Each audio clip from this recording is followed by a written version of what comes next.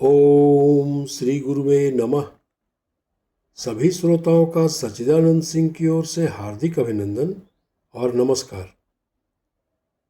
आध्यात्मिक गीता के इस 14वें एपिसोड में आज हम श्रीमद् भगवद गीता के प्रथम अध्याय में उल्लिखित श्लोक संख्या 33 से 35 का अनुवाद तत्पश्चात उसकी आध्यात्मिक व्याख्या पर बात करेंगे।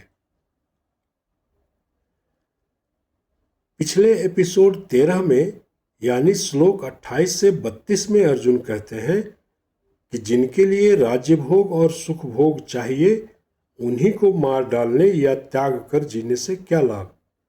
सुख भोग के लिए ही तो जीवन धारण किया जाता है। आगे श्लोक 33 से 35 का अनुवाद इस प्रकार है। अर्जुन भगवान श्री कृष्ण से कहते हैं कि जिनके लिए राज्य भोग और सुख आदि की आकांक्षा की जाती है वे ही सब के सब आचार्य, पितृत्व, पुत्र, पितामह, मातुल, स्वसुर, पौत्र, श्याले तथा संबंधी आत्मीय जन प्राण और धनादि का मोह त्याग कर युद्ध के लिए अवस्थित हैं। अतएव हमको अब राज्य आदि से क्या प्रयोजन। यदि कहते हो कि कृपा परवश होकर तुम उनकी हत्या नहीं करते तो भी वे राज्य लोभ से तुम्हारी हत्या निश्चय ही करेंगे। अतएव उनको मारकर राज्य भोग करो। तो इसका उत्तर देते हुए अर्जुन कहते हैं कि हे मधुसूदन, वे लोग मुझको मार भी डालें तो भी मैं उनको मारने की इच्छा नहीं करता। आगे कहते हैं कि त्रैलोक्य के राज्य की प्राप्ति के लिए भी मैं जब इनको मारना नहीं चाहता तो सामान्य इस पृथ्वी के राज्य के लिए इनको क्यों मारूं। हे जनार्दन, इन धृतराष्ट्र के पुत्रों को मारकर ही हमें क्या सुख मिलेगा।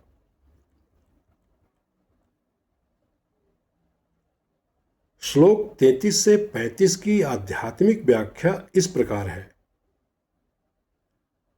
एपिसोड 13 में यानी श्लोक 28 से 32 में शरीर का तेज अर्थात अर्जुन कहते हैं कि जिनके लिए राज्य भोग और सुख भोग चाहिए उन्हीं को मार डालने या त्याग कर जीने से क्या लाभ, यानी साधन करके वासना जय तथा इंद्रिय जय करने से क्या फल मिलेगा।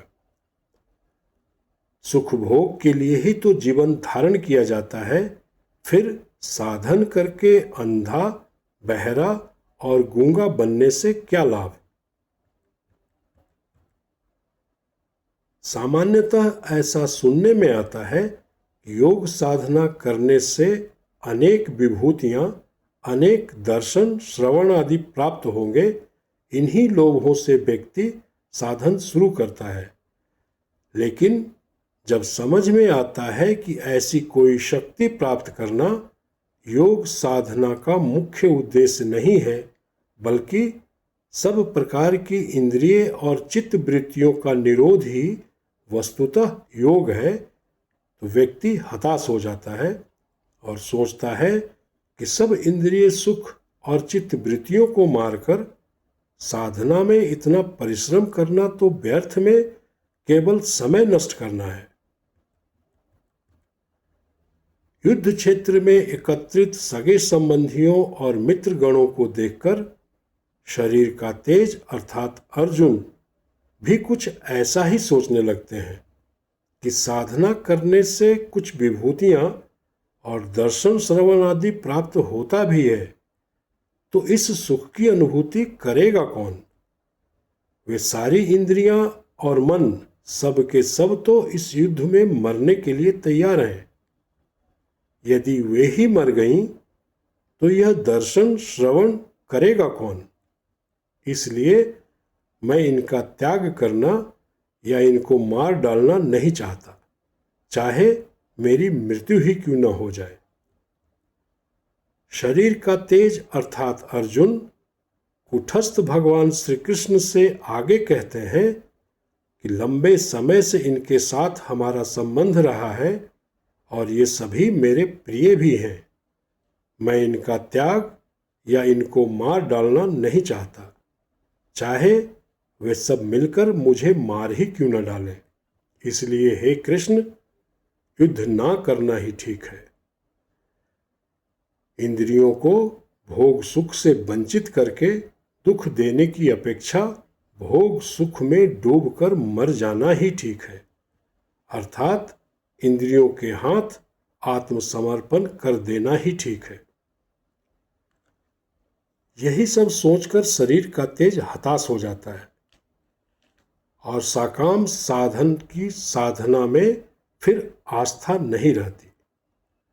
अज्ञानवश तथा यथार्थ चिंतन के अभाव में ऐसी बातें वास्तविक जान पड़ने पर भी सत्य नहीं है। साधन करने से इंद्रियों का तेज बढ़ता है और इंद्रिय तथा मन भोग में लीन भी नहीं होते। शरीर का तेज अर्थात अर्जुन आगे कहते हैं कि साधन करके अगर त्रिलोक का राजत्व भी मिले तो भी मन के 100 पुत्रों को मारने से क्या लाभ और संतोष मिल सकता है। त्रिलोक का राजत्व का मतलब है मूलाधार ग्रंथि, हृदय ग्रंथि, जिह्वा ग्रंथि। इनका यदि भेद हो भी जाए तो क्या तुम कह सकते हो कि उसमें इंद्रियों के भोग जनित सुख की अपेक्षा अधिक सुख मिलेगा? यदि नहीं मिलता तो इंद्रिय सुख को नष्ट करने से क्या लाभ। सुख शब्द से हमें इंद्रियों के भोग सुख के अतिरिक्त और किसी वस्तु का बोध नहीं होता है, इसी कारण इसका भय होता है। आगे एपिसोड 15 में अर्जुन कहते हैं कि हे माधव, यह सही है कि कौरवों ने हमारे साथ अनेक प्रकार के दुराचार और दुर्व्यवहार किया है, जिसके कारण वे आताताई की श्रेणी में आते हैं और ऐसे आताताई को मारने पर कोई पाप भी नहीं लगता। परंतु हे जनार्दन, हमें कुल क्षय से उत्पन्न दोष तथा कुल के नाश करने का दोष को भी जान लेना चाहिए। जय गुरु।